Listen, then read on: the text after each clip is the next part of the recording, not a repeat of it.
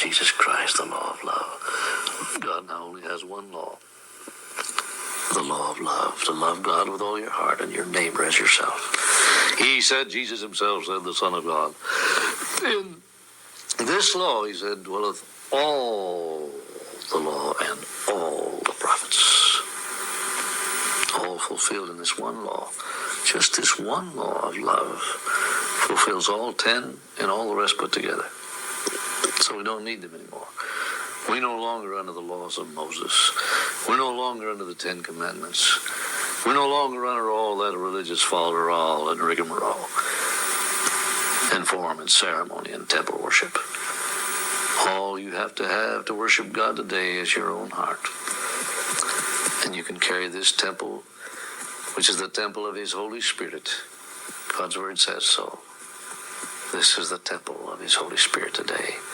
And this is where you must worship him. Within the temple, the holy heart, the temple of your heart, into which Jesus said, I will come in if you just open the door. Open the door of your heart. Make your body my temple and I'll come in. This is the temple of God today. And this is where he dwells today, and his only law is love for Jesus. To love the Lord with all thy heart and thy neighbor as thyself. That is the only religion that counts, is to have the love of God in your heart.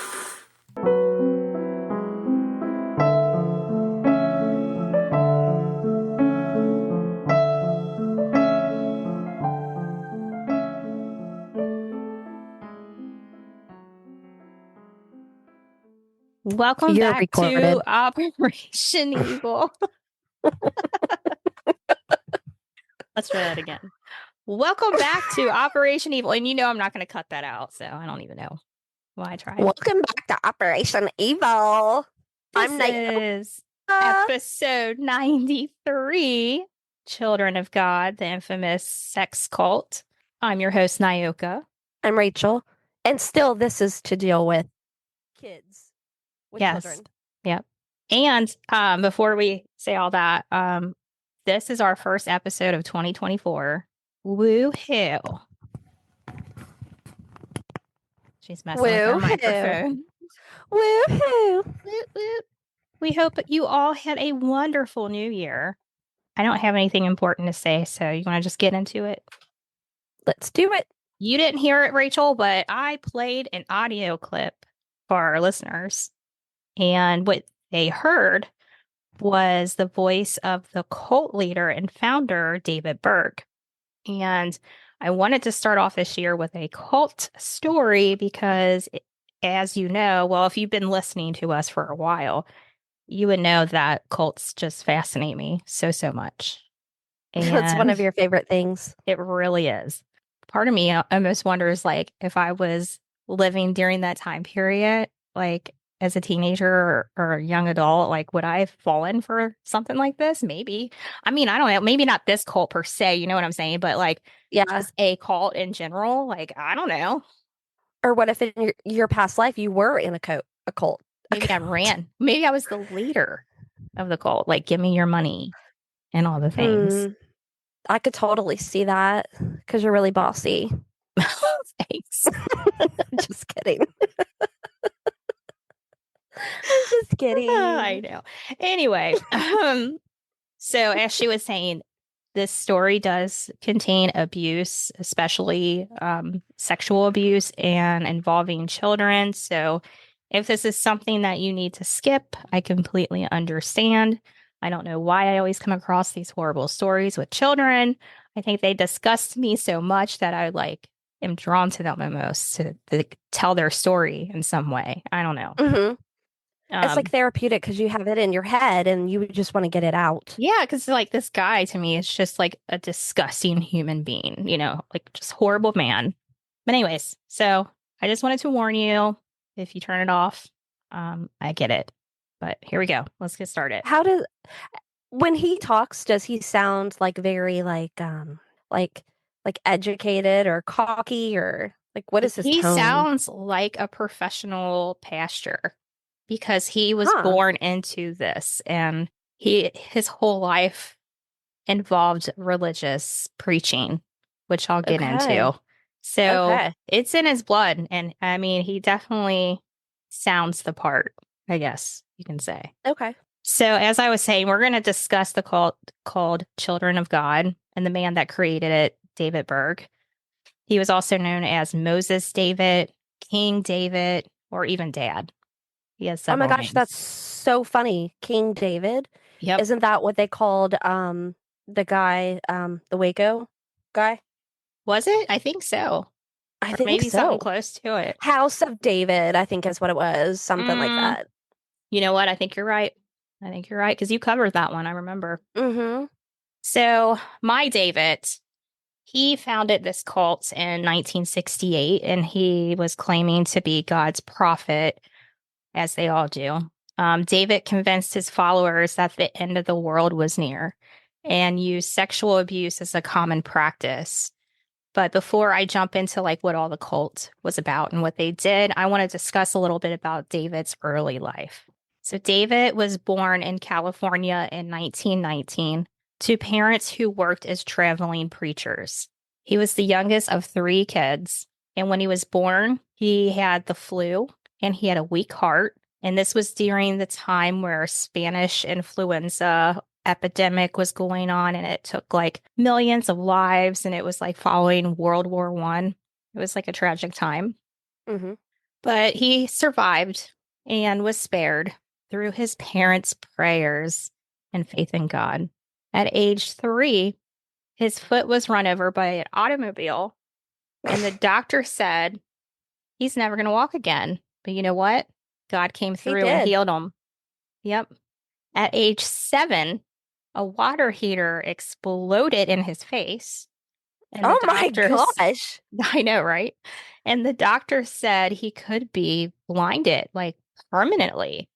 But like the many times before, God once again healed him. David's parents, the traveling preachers, they were eventually kicked out of the Disciples of Christ church for taking money from people, hoping to be healed by David's mother, Virginia's magical powers. So she was one Mm-mm. of those. The Bergs decided that organized religion was just way too restrictive. So they were like, I'm going to freelance my own version of the gospel to whoever wants to pay me. And that's what they did. So, So, would you say it was about money? yeah. Yeah. So David was born into this lifestyle. He was born to this life of being deceptive and learning how to commit fraud and watching his parents do it and add the religious teachings to it. Um, he was just it was in his DNA, man. That's just all there was to it. And both he was also physically and sexually abused as a child, and Mm. from what I read by nannies. I don't know. I didn't really go into his abuse too much, but yeah, he was abused. When David was young, he was a small kid. He was shy. He was smart though, bookworm, but it made him a target for bullies. And although he was like super smart and he graduated with scholarships and like tons of opportunities to go to whatever university that he wanted, basically, he decided to like not go to college and just follow the work that his parents have been doing and serve the Lord and recruit others. Mm. But after a few years of doing that and listening to, I guess, other relatives of his, they were telling him, like, they were calling him, quote, a gospel bum who would never amount to anything. And I think it got in his head because he decided to join the army, the US Army, only days after the Pearl Harbor bombing in December 1941. But this was not a good fit for David because, one, David didn't even pass the physical requirements to even be in the army, but yet they accepted him anyway. Why, I don't know. And secondly, he didn't believe in killing others. That's just not who he was, especially those who have never heard the gospel. Because again, he was a very religious man. It just was not a good fit. But what happened is shortly after joining the army, he ended up in the hospital with double pneumonia and a fever of 106. And the army was like really concerned because apparently his heart was enlarged twice the size. And he was like, they felt like he was on his deathbed.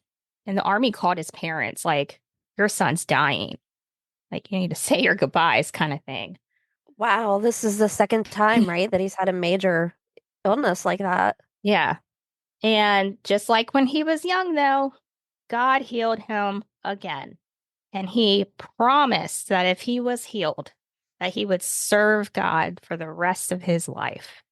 Lucky, though, for him, the army had already dismissed him with the complete disability charge because they didn't think he was going to pull through. So they already dismissed him. And then he did pull Damn. through. So he gets to go home at this point, right? So I guess he got like an honorable Yep. discharge or whatever. Yep. Now, David did keep his promise and immediately was serving God again. And after his father retired, he took his dad's place and traveled across the nation with his mother until David had 2 children and a wife. When his mother quit, it was because there were like too many children to travel with. It just became more difficult. So over the years, David would survive many heart attacks.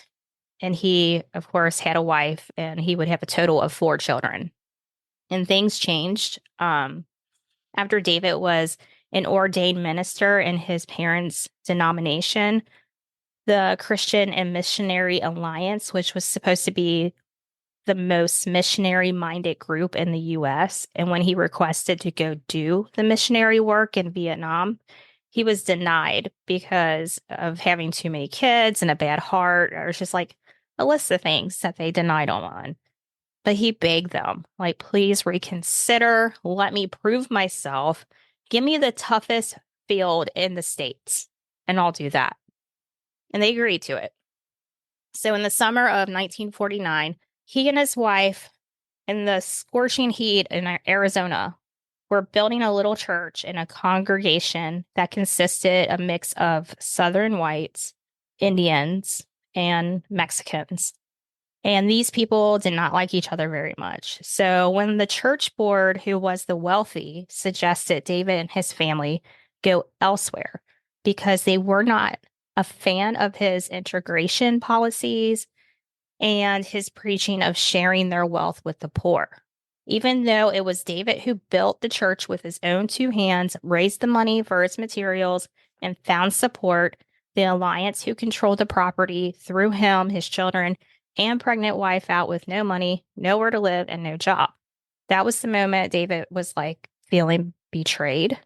And he felt that his only chance to serve God was just taken away from him. And then on top of that, there weren't any other religious organizations that he agreed with, because if you think about it, his parents did not agree with organized religion. So he probably didn't either. So That's all that he knew. that is all he knew.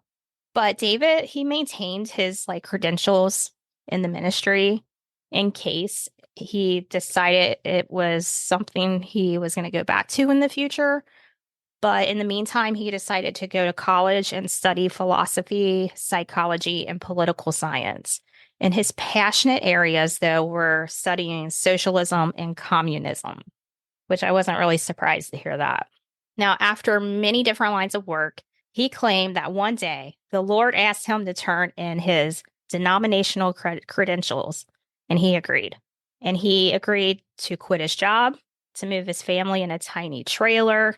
And then one night he asked God what he wanted him to do. And David said the following, quote, "The Lord drew my attention upward toward a blinking red light on top of a tall radio broadcasting antenna saying, I want you to be like that red light, my broadcasting antenna beaming my warning message to the world," end quote. However, I do want to say Strange. that it's very strange. That information that I just told you about, I found on a website called davidberg.org. So they might be like, I don't know, not There's like a whole website for him. there is in his cult. Yes. So, I mean, I don't know if I necessarily believe what they wrote on there because, and the reason why I say this is, another source said that what actually happened was that he was fired from his job after reports of sexual misconduct, and that he Uh-oh. decided to go his own way. And I feel like that's more believable, but that's Yeah. just me. I don't know. But I just wanted to give you both sides of the sources that I did come across, and you can make your own determination from there. Now I want to get into the creation of the children of God. It was during the mid 1960s. David was now in his late 40s, and his family started a small outreach called Teens for Christ. And this is where he targeted young, oh my gosh, I can't say the word. Vulnerable, Vulnerable.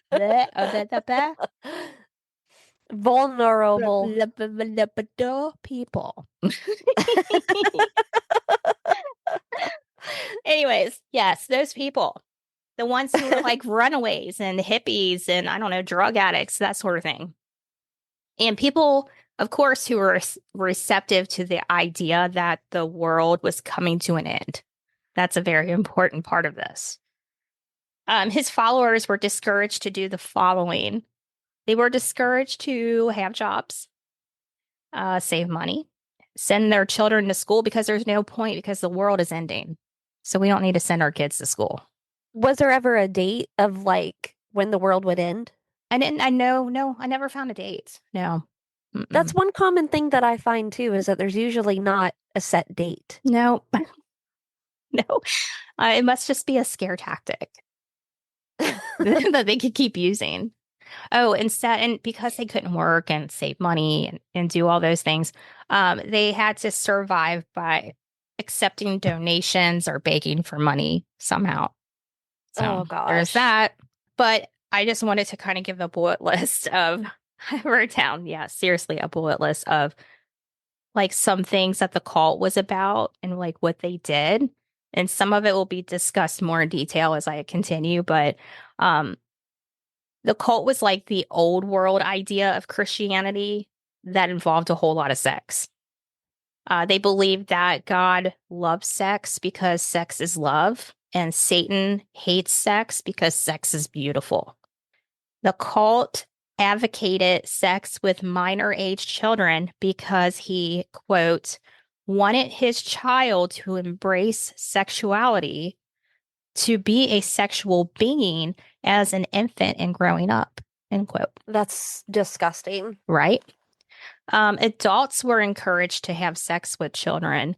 Allegedly, those children were over the age of 12. And incest was okay because they believed it was best to learn from your family. Oh my God. Uh-huh. And members lived together and believed that the world was coming to an end. And like I said before, how they couldn't work and they had to beg for money and stuff. So they had to beg for groceries. They had to do like street performances to survive. But even though they're begging for money and accepting donations, they were only allowed to keep 10% of whatever they got. So the cult's name will change multiple times throughout the decades. It went from Teens for Christ, then Children of God, the Family of Love, then the Family, and the Family International. And this cult would grow worldwide. How, you may wonder, because that's what I'm wondering. Like, how? How? Like, Yeah. I love the way you asked that. how? Please tell. Well, let me tell you. He succeeded by having his followers preach their gospel to others who would preach the gospel to others who would preach the gospel and so forth. So it was a word of mouth activity that actually worked. So he went from like this small group of misfits, right, to at its peak. More than 15,000 members in 43 countries. And the more that the cult grew, the more control he had. So that's a little different. Whereas most people, or I shouldn't say most people, but a lot of the cult leaders you hear, they want like one certain place that they congregate. Mm-hmm. And this one, he wanted to share the love, spread Yeah. it out. Because, and I could think, again, this goes back to his childhood. What did his parents do? They were traveling preachers, Mm-hmm. right? So that's Yeah. what he did. So this allowed David to carry out his perverted pedophile fantasies while having others partake in it too. He began abusing his followers' children and encouraging others to do it too because, quote, free love knew no age limit, end quote. Gross. Mm-hmm. One of his children, Ricky Rodriguez, later claims that he had witnessed orgies, been encouraged to fondle women, and been routinely touched inappropriately. Oh my God. Why do I have trouble with words all the time? It's just a thing between the two of us. It's fine. Okay. Well, It's okay. he was touched in bad spots all the time as a small child. And I will mention him again in a little bit. Okay. I want to talk about what they called flirty fishing. Have you ever heard of that? No. Well, in 1974, the cult began thinking of new ways to bring in new members. And David would instruct his followers by what they called MO letters or messages. One of these messages was about his new strategy to recruit these new members with what he called flirty fishing. This letter read, "We have shown the world every other kind of love. Now we're going to go as far as giving them other forms of physical love, even sexual love, to minister to one of their finest and greatest needs." End quote. So basically, his idea was to have young, attractive women that were in his cult. They would be known as hookers for Jesus. And these hookers for Jesus would seduce other men to join the group. And it was okay to do this because this method was saving souls. It just sounds so stupid. Yeah. And let's call it for what it really was. Prostitution, human trafficking. I don't know. Yeah, he was a freaking pimp. Yeah. By the way, this worked. It brought in 20,000 new members. Yeah. What the heck? But back to the letters. In a letter to women in that group, captioned, "The flirty little fishy," David wrote, "If they, converts, have to fall in love with you first before they find the Lord is God's bait to hook them." What's even more like disturbing to outsiders were reports of the group's sexual practices that included the children. A family newsletter, one type of message David sent to his followers dated in March of 1978, contained this account of a sexual encounter between a woman and a boy. And it read, quote, "We sat down together and he said very politely that he would prefer to have some apple juice because he's only a little boy. And once served, then we began to love up too. We got undressed and he got real affectionate. But then he realized he'd forgotten his toy car. He wanted to go back into our bedroom, so we finished our cuddling there." End quote. Other portions of the Hell. letter contained more Sorry. detailed. I'm sorry. I love it. So other parts of the letter was like more detailed with the account of the sexual abuse between the children and adults. So And- this was a newsletter? Yeah, that's how he communicated with his followers, was like a newsletter, like a pamphlet, like a message. Yeah. There's a ton of them too. Tons. You can find them all. online if you want to read them. I just can't stop thinking and saying gross. He's a very disgusting person. One article written by the Age newsletter, newspaper, many disturbing excerpts from his letters were released. And to give you an idea on how gross he is, here is a few of those letters, like parts of them that I'll read to you. So one says, I'm picking them off in a way that hurts them most. I'm picking off their children for the Lord. The parents have filled them so full of houses and cars and education and all that shit. It's like making them eat their father's dong. And now the kids want to kill them for it. You can hardly blame them. I hate to think of what I might do if I had a Tommy gun sometimes. I might be tempted to mow them down. Another one says, there are many biblical exceptions to so-called incest or the marriages of certain near relatives. In fact, there would have been no human race if Adam and Eve's two sons, Cain and Seth, had not married their sisters. So again, we find the laws of man in conflict with the laws of the God. Another one said, I found little girls just as fascinated by my own erections and quite as willing to feel them as I was to attempt to explore their more hidden recesses. So I had my first intercourse at the early age of 7. Another one said, God has broken up the marriages of almost our entire top leadership at some time or other. Good is in the business of breaking up families, if you have not forsaken all. Another one, we are now beginning to invade the Catholic countries of the world, and we're going to have to be pro-Catholic. They believe so much of the same as we do. They also believe in communes, in forsaking all, in brainwashing.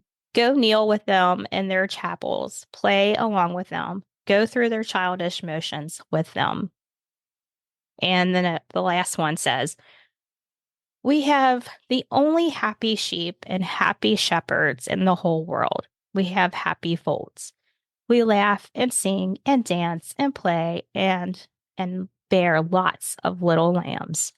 There you go. Those are just some of the letters. There's like 200 and something out there. That's so disturbing. Yep.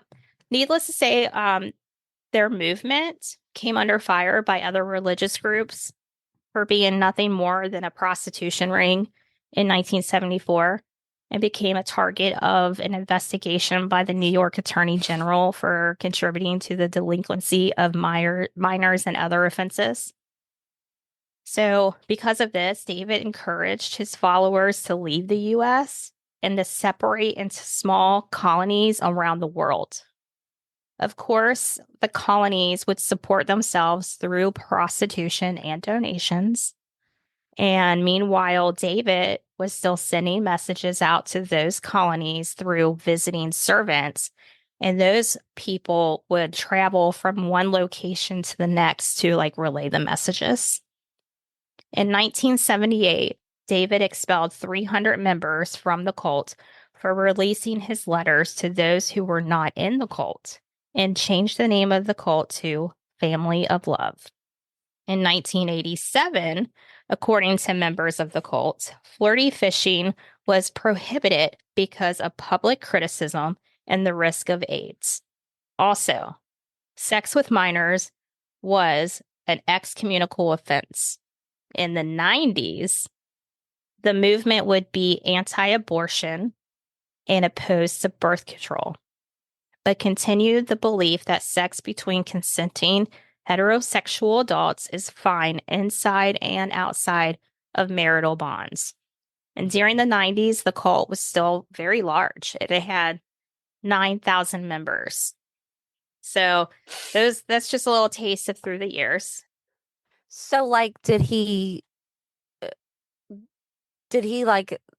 have a change of heart, with the children? Absolutely did it not. dawn on him that it's wrong? No, he was straight up pedophile. So even though his sexual practices caught the attention of law enforcement, he would never be held accountable for any of it. It's sickening because, like, David portrayed himself as a messiah, like second in importance to Jesus. And he encouraged all this like bizarre sexual activities. He wouldn't hesitate to call his friend's wife or mother or child into his bedroom. Oh, what's even gross is that he wanted to engineer a perfect bloodline and orchestrated his son's birth and breeding with his own granddaughter.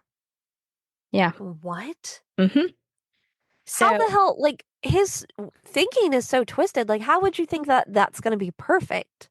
I know that's in his mind. That's the perfect bloodline. So he would break families up too, right? No, this was totally encouraged for everyone to do. So, I mean, like, was he in a way like, okay, say like a whole family, Mhm. a wife, husband, and their two kids come into the cult. Were they allowed to stay together as a family? No, I'll get into that. But he Nuclear was allowed families, to. yes. Hmm. That's what always gets me too, is like, don't do this, but it's okay for me. And he also lived in seclusion all the time with his family. He wasn't in these communes with other people. No, yeah, he would just send out his letters. That Yeah. is the worst, like practicing and not preaching what you practice. Like, Hmm. I mean, Yeah, it's all of it's bad, it's all really bad. freaking bad. Yeah, but So he never got punished for this because he died in 1994 in Portugal. He was in hiding from the FBI and Interpol for years. And before he died, he ordered certain cult materials, including his book called The Story of Del Vito, which was a 762-page demented cult novel that chronicles Ronnie Rodriguez. That's his son. He recalled his son's sexual abuse as a toddler, claiming his son as the chosen one. So he had all this material destroyed. And after his death, there was not enough evidence to prosecute. And then his wife, Karen Zerby, also known as Maria or Queen or Mama, she took over the cult. Because you got to remember, she's been there the whole time. She started it with them in Arizona in the yeah. heat. Okay. And she's still alive and she's still running it. Like, I found a Christmas greeting on YouTube with her and her new husband. Does it So seem to be different? Their values and their beliefs, if that's what you want to call them? they portray it that way, but is it? I don't know. I don't know.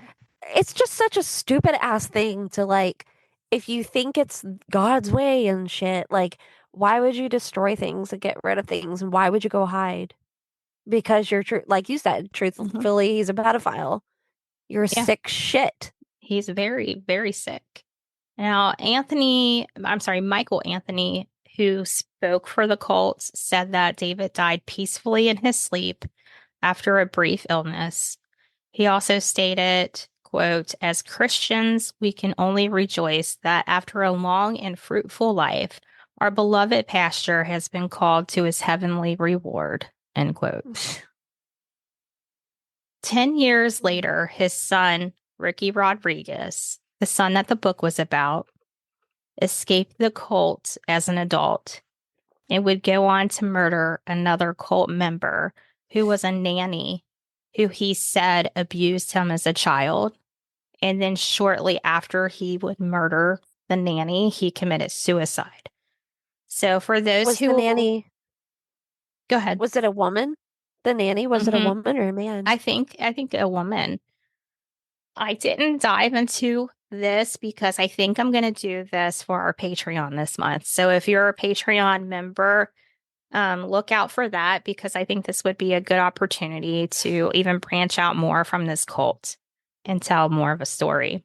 I bet his life is so much more interesting and true, maybe, than his father's. Like, you know what I'm saying? Like, I'm sure it was more of a value.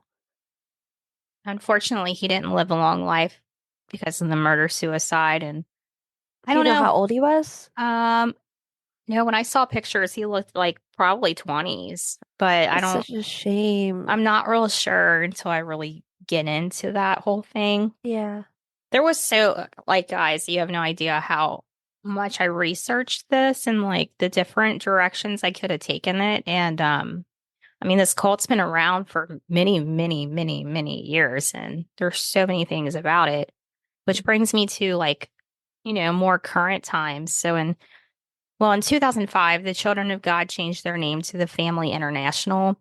And over the next decade or so, the group eased many of its former fuels.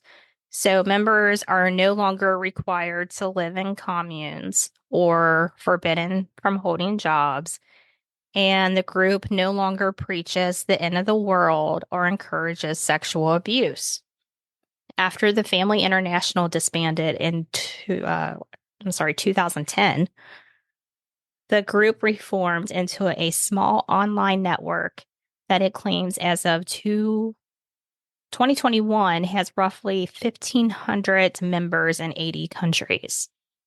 A spokeswoman in 2019 said that, quote, although the Family International has apologized on a number of occasions to former members for any hurt, real or perceived, that they may have suffered during their time in our membership, we do not give credence to tales of institutionalized abuse, end quote.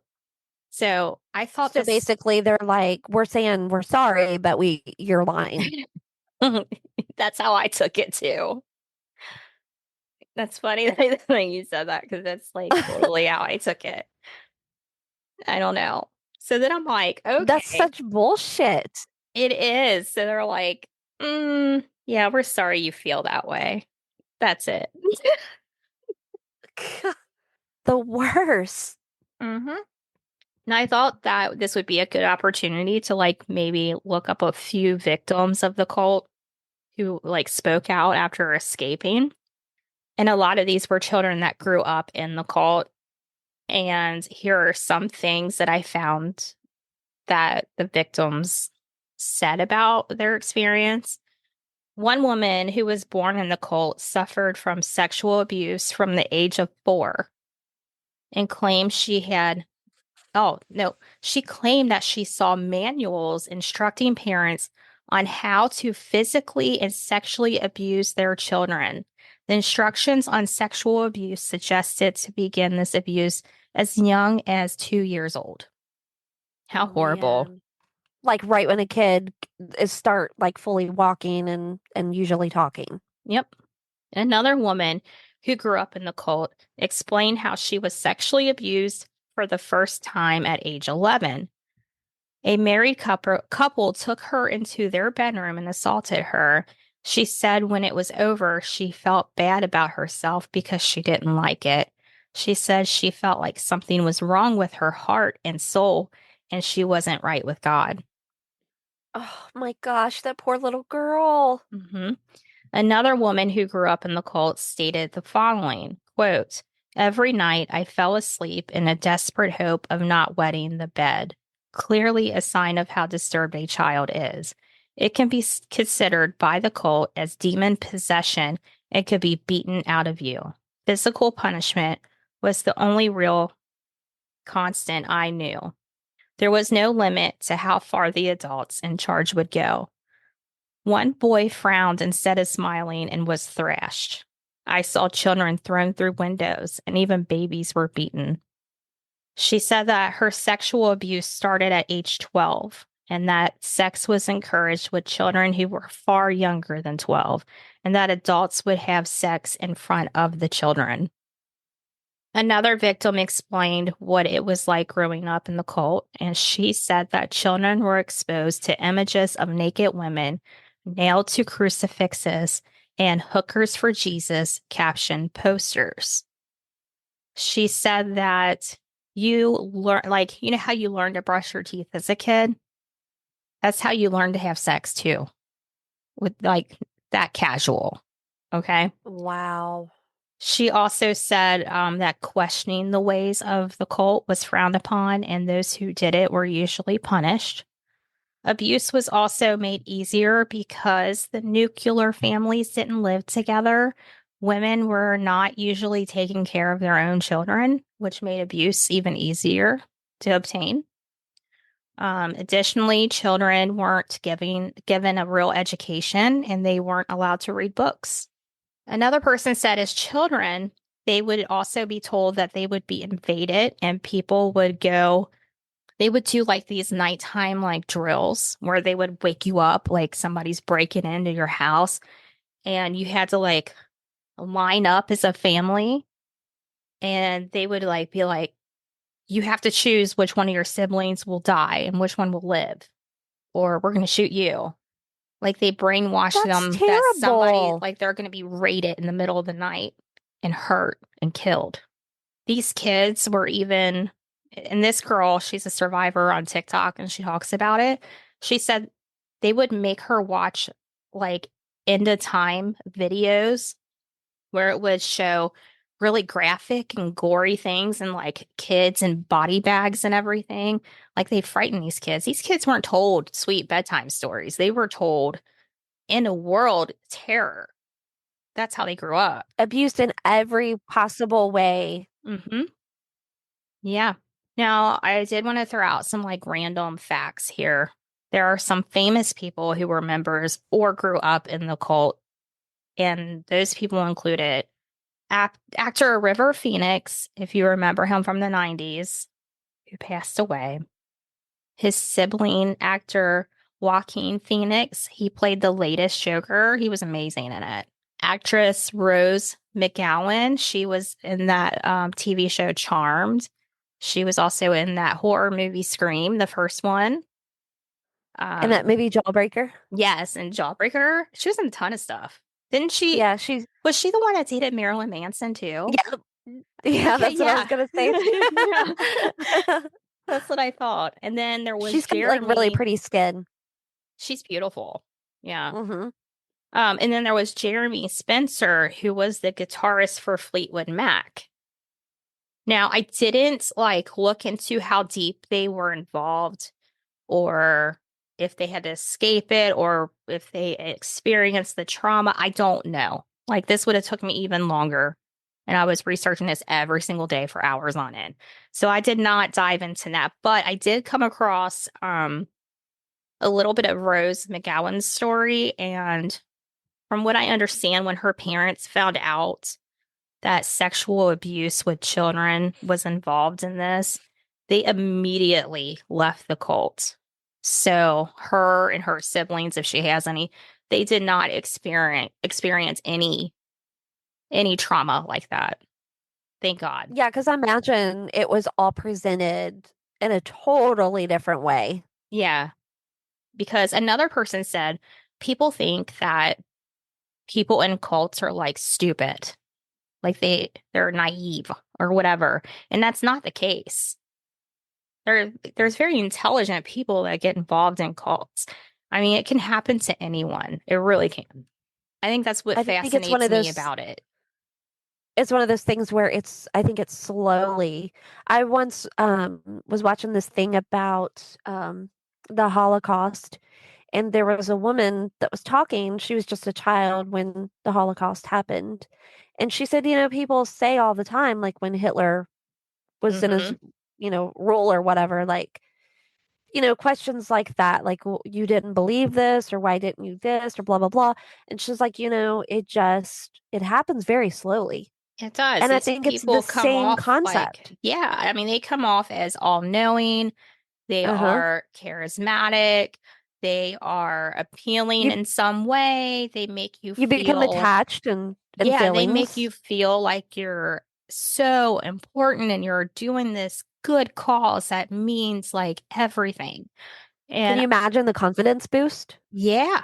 And he was smart because in the beginning he's going for people who definitely wouldn't question that, who weren't in their right minds or maybe didn't have many choices on what path to take in life. And then it just grew from there. He was able to pull it off. Yeah. Um, I mean, it's shame on him, not the members or what have you, and for any cult, because that's what those kind of people do. They play on people's and when I emotions and was things like that. reading the victims' stories that escaped and were talking about all this, a lot of them Uh-huh. said they didn't even know they were in a cult. I mean, they weren't educated, they weren't connected with the outside world. We don't want any Mm-hmm. influences. I think the Waco situation was going on during the same time, and they're like, no, that's a cult. We're not a cult. That's a cult. You know what I mean? Like, if they Yeah, do because this, I think, we don't do that. yeah, like I think they presented it like a hippie kind of free love kind of Hmm. thing. Yeah. Yeah. And it was kind of cute because she was wearing a shirt when she was telling her story, like, they did like a photo shoot or whatever, and she was wearing a shirt that said uncultured. So it had cult like really big. So she was playing on that word. But anyway, let's see. That is all really that I have for this episode. I do want to say if you or someone you know is being sexually assaulted, please call the National Sexual Assault Hotline at 800-656-HOPE, which is 4673. They are available to help you 24 hours a day, 7 days a week. So if you can't get enough of Operation Evil, consider supporting the podcast by joining our Patreon. There are many perks and different tiers to choose from, but regardless of what tier you pick, you will have a shout out from us in at least one 30-minute bonus episode per month that is exclusive to our supporters, just like the Ricky Rodriguez that I'm going to cover this month. If you can't join our Patreon, that's okay. That's all right. You can consider buying us a coffee. The link is in our show note, or you can support us for free by telling your friends, sharing our episodes, liking us on Facebook. Like any of those things help us out so much. And we appreciate each and every one of you. I hope that this new year is great for everyone. With that being said, we'll be back next time with a new episode. Goodbye.